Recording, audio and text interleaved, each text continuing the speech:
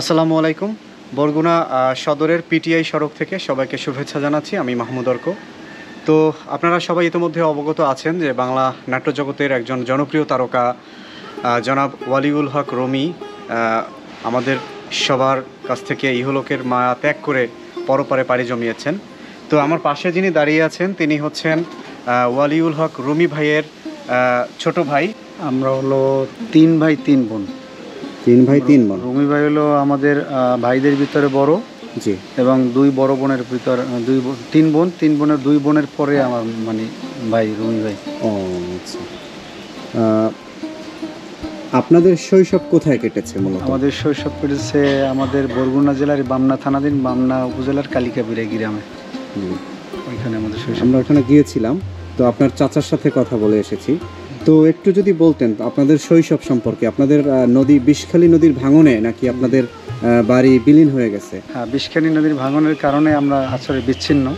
জি, আমরা একত্রেই ছিলাম, বহু আগে অনেক বড় ফ্যামিলি ছিল, একটা বাড়িতে আমাদের 18 থেকে 20টা ঘর ছিল। জি।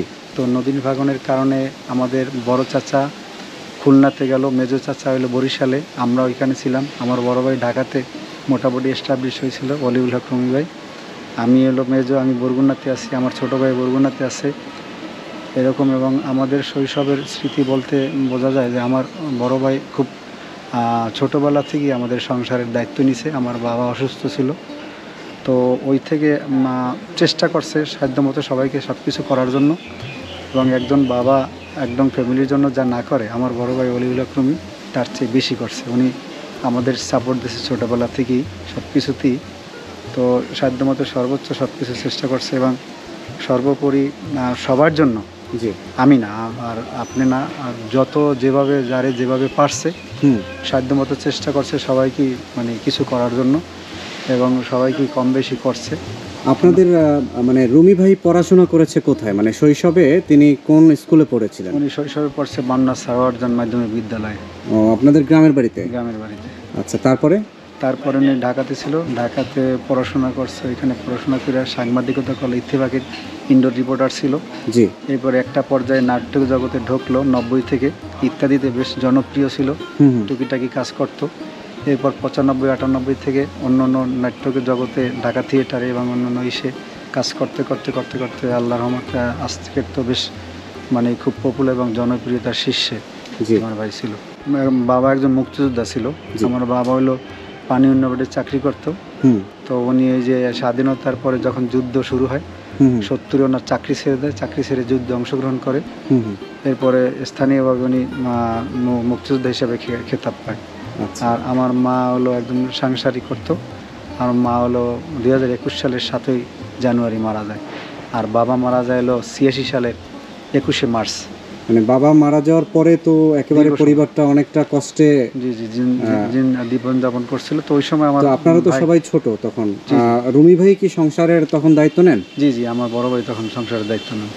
আচ্ছা, তো একটু যদি বলেন রুমি ভাইয়ের পরিবার সম্পর্কে একটু যদি বলতেন।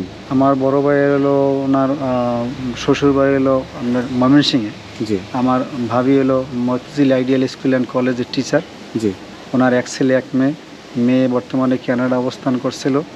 ওরা গত মাসের এই মাসের 17 তারিখে আসে অসুস্থতার জন্য আসে। জি।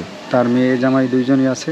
ওরা ছিল এইখানে চলে গেছে, আর ছেলে হলো অনার্স কমপ্লিট করে মাস্টার্স করতেছে north south university. North south থেকে মাস্টার্স করতেছে। আসলে রুমি ভাই একজন বড় ভাই হিসেবে আপনার কাছে কেমন ছিলেন? মানে আমার বড় ভাই হিসাবে রুমি ভাই বড় ভাই না, আমাদের সংসারের আমার বড় ভাই হিসাবে গৌরব ছিল। মানে তার সম্পর্কে খুব কাছ থেকে যারা তাকে চেনে তারা জানে যে সে কতদূর মানে মিশুক এবং মানুষের প্রতি কতটা আন্তরিক। জি, খুবই ভালো মানুষ ছিল। এবং কালকে দেখছেন অবশ্য সবাই যে মিডিয়াতে তোলপাড় তাকে নিয়ে, কি কারণ একজন ভালো মানুষ ছিল ওই বিধেই মানে এই ধরনের অবস্থান কিন্তু তার সৃষ্টি হয়েছিল, এবং তার কারণেই তার এই অবস্থা হয়েছে। আচ্ছা, আপনাদের সাথে যোগাযোগ কীরকম ছিল? মানে তিনি কি এখানে আসতেন? মানে আপনাদের এইটাই তো মূলত আপনাদের, আমি যেটা জানি যে বামনাতে আপনাদের কোনো বাড়ি নেই, এখানে আপনার চাচার একটা ঘর আছে। জি জি। কিন্তু আপনাদের বাড়ি তো বিলীন হয়ে গেছে। জি জি। তো রুমি ভাই যখন বাড়ির মায়ার টান, নারীর টান যখন তার মনে হতো, তখন তিনি কোথায় আসতেন? বরগুনা আসতো। বরগুনা আপনাদের এই বাড়িতেই আসতেন? আচ্ছা, প্রতি বছর কি আসা হতো তার? প্রতি বছর 2-3 বার আসবেই উনি, আসতোই। তাই? সবাইকে নিয়ে, আমাদের আত্মীয় ঈদের সময় কি আসতো? হ্যাঁ, ঈদের সময় আসতো, অন্য সময় আসতো। ছুটি যখন পড়তো, ছেলেদের পরীক্ষা বাচ্চাদের শেষ হয়ে যেত ডিসেম্বরে, তখন আসতো এবং খুব এনজয় করতো, সবাইকে নিয়ে আসতো, ভাই বোন, তারপরে তার যে ভাগনা, তারপর অন্য যারা, সবাইকে নিয়ে আসতো এবং স্বাচ্ছন্দ্য বোধ করতো একত্রে ঘোরার জন্য। আসসালামু আলাইকুম। ওয়ালাইকুম আসসালাম। ভালো আছেন? আলহামদুলিল্লাহ। আচ্ছা, আপনি কি এখানের দায়িত্বে আছেন? জি, আলহামদুলিল্লাহ। আচ্ছা, এইখানে গতকালকে যে আমাদের বাংলাদেশের নাট্যজগতের যে অভিনেতা জি অলিউল হক রুমি ভাই, জি তাকে তো কবর দেওয়া হয়েছে। হ্যাঁ, তার কবরটা কোন জায়গায়? কপরটা এই পূর্ব সাইডে।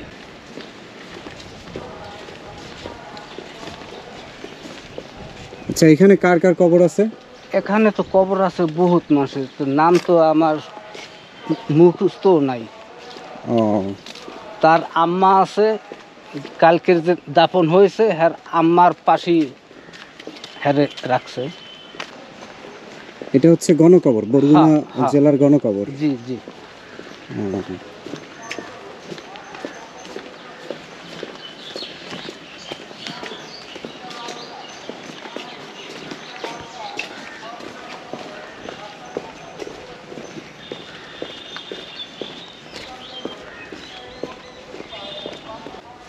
এই যে হলো তার আম্মা, ও আচ্ছা আচ্ছা। এই হলো তার আম্মা। মরহুমা হামিদা বেগম, স্বামী মরহুম আজিজুল হক মোল্লা, পিটিআই নিবাসী বরগুনা। তার মানে এটা হচ্ছে অলিউল হক রুমি ভাইয়ের মায়ের কবর। আচ্ছা, তারপর? এই হলো এই ভাই। বন্ধুরা দেখুন, এটা হচ্ছে অলিউল হক রুমি ভাইয়ের কবর। রুমি ভাইকে এখানেই তার মায়ের পাশে সমাহিত করা হয়েছে।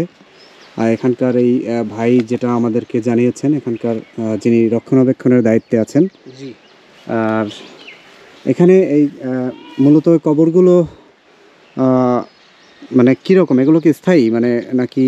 এগুলো যেগুলো বান্ধায় ওইগুলো স্থায়ী। হ্যাঁ হ্যাঁ, আর এগুলো স্থায়ী বলতেই চলে, কিন্তু এই রূপে কেউ আর দিতে পারে না। যখন দেয়, যখন সমান হয়ে যায় তখন দেয়, আর উঁচু থাকলে কেউ দেয় না।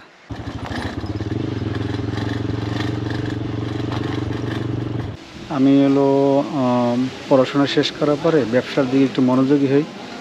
আমি প্রথম টিন ডট সিমেন্টের ব্যবসা করতাম, পরবর্তীতে 2006 সালে ইলেকট্রনিক্সে আসি। আমি ওয়ালটনের ডিস্ট্রিবিউটার বরগুনা জেলার। জি জি। আমার আন্ডারে উপজেলাগুলোতে ডিলারশিপ আছে। এই ব্যবসায় আমি দীর্ঘ 19 বছর আছি ওয়ালটনের সাথে। মানে দেখতে রুমি ভাইয়ের চেহারা আপনার চেহারা অনেকটা সেম আর কি। মানে আমার কাছে, আমি রুমি ভাইকে সরাসরি দেখিনি, কিন্তু আপনার মানে ছবিতে দেখেছি, কিন্তু আপনার কাছে আপনাকে দেখে মনে হলো যে আপনার চেহারার সাথে রুমি ভাইয়ের চেহারার অনেকটা মিল। আপনার কি মনে হয়? জি, আমাকে অনেকেই বলে যে আপনার ভাইয়ের সাথে আপনার চেহারার অনেক মিল আছে। জি, আমরা যখনই দিব, অনেকে ইভেন বলেও যে আপনি কি নাটক করেন? হ্যাঁ হ্যাঁ। আমি বলেন না, আমি তো না, আমার বড় ভাই নাটক করে। ও আচ্ছা আচ্ছা। আচ্ছা, এখন এখানে আপনাদের পরিবারের স্বজনদের সম্পর্কে একটু বলেন, তাদের এখন কি অবস্থা? তারা অবস্থা আছে সবাই, মানে আমার বড় ভাই তো ভাই না, মানে একজন বাবা যে মানে দায়িত্ব পালন করতো, তার চেয়ে আমার বড় ভাই বেশি করছে। জি। এই কারণে আমাদের মানে বড় ধরনের একটা আলো কালকে নিভে গেছে। আমাদের বড় ধরনের বৃক্ষের ছায়া থেকে আমরা বঞ্চিত। গতকালকের থেকে আমরা খুব অসহায় বোধ করতেছি। জি। গতকালকের থেকে। আচ্ছা, দোয়া করি রুমি ভাইয়ের জন্য, আল্লাহ যাতে ভাইকে বেহেশত নসিব করেন। আচ্ছা, আপনার বাবার কবরটা কোন জায়গায়? আমার বাবার কবর বামনাতে ছিল, ওটা নাই, এখন ভেঙে গেছে, নদীতে বিলীন হয়ে গেছে। জি, আমার মার কবরের পাশে আমার ভাইয়ের কবর দিছি, এটা বরগুনা একটু কবরটা সম্পর্কে একটু ডিটেইলস বলেন। আসলে এখানে গণকবরে কেন আপনার মাকে সমাহিত করা হলো এবং আপনার ভাইকে কেন এখানে? এই কারণেই সমাহিত করা হয়েছে, পার্সোনাল যাদের ব্যক্তিগত গোরস্থান থাকে, জি, দেখা যায় কি ওইখানে যাওয়া হয় না, দোয়া দুরুদ পড়া হয় না। আর গণকবরে কম বেশি 2-4-5 জন সবাই ঢোকে এবং প্রত্যেকেই তার ব্যক্তিগত না, সবার জন্যই দোয়া করে। যখনই মোনাজাত করে দোয়া করে যে আল্লাহ এখানে কবরবাসী যারা আছে সবার জন্য, মানে সবাইকেই মানে মাফ করো। ওই সব কারণে চিন্তা ভাবনা করে আমার মাকে এইখানেই রাখছি এবং বড় ভাই বলছে যে আমার মায়ের পাশেই আমার যেন কবর দেওয়া হয়। আচ্ছা আচ্ছা। সবসময় আমার মাকে খুব পছন্দ করতো এবং আমার মাও আমার বড় ভাইকে খুব স্বাচ্ছন্দ্য করতো এবং পছন্দ করতো খুব। ও। এইসব কারণে এইটা করা হয়। এমনিতে যখন ঢাকায় কি রবি ভাই বাড়ি করেছে নাকি? জি জি, শহীদবাগে বড় শহীদবাগ। মসজিদ গলি। ও আচ্ছা, ওইখানে আপনাদের কি যাওয়া হতো ঢাকায়? হ্যাঁ গেলে? অবশ্যই, আমার ভাইয়ের সাথে আমার খুব গুড রিলেশন। ভাই কমসে কম সপ্তাহে 2-4-5 দিন ডেইলি অন্তত চেষ্টা করতে একবার করে খোঁজ নেওয়ার জন্য। ও, সবাই। আপনার মা কি ঢাকায় ছিল নাকি এখানে ছিল? না, মৃত্যুর সময় ঢাকায় ছিল, ওনার বাসায় মৃত্যু হয়েছে আমার মায়ের। ও আচ্ছা আচ্ছা। তো অনেক অনেক শুভকামনা, ভালো থাকবেন। জি, ধন্যবাদ। ভাইয়ের জন্য বেশি বেশি দোয়া করবেন।